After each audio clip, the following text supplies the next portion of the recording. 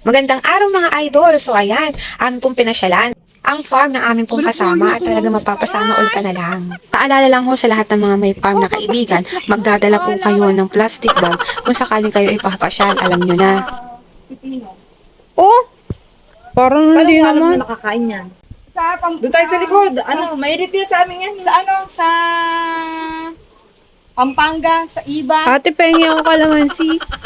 Ay, kaso ang liliit pa. Hindi, mamaya. Ayun, pipili ng ano. Napakatamis nito. Ito yung ano, native, Pipino. oo, pipino. Pag hilaw siya, ganito siya, tingnan mo. Ano lang.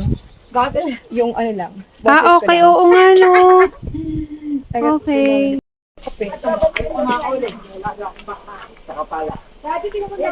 So, we're here at... hornalan pa rin to. Ay, ang galing. Oh, so, ayan. Marami po pinato yung ano. Kalamyas.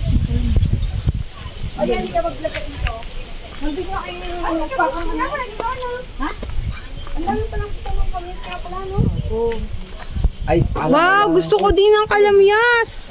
Pahingi din ate. Lahat po, guys, lahat po na nakikita nyo, lahat po yan, nakikita nyo. Ay, ang ganda. Ang dami ng bulaklak, te.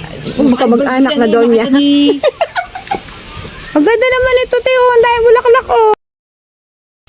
Oh, ano yan? Ayan po ay ito'y farm ng aming kamag-anak. Sinama ko na nga rin pala yung video ng may-ari ng farm para mapanood niyo po kung paano siya mag-harvest ng kamyas. sa aking kalamyas. Pa 3 days ko na po itong ginagawa. O, ito, sabi ko sa inyo. Basta may pera, may isda. Kapartner ng kalamyas.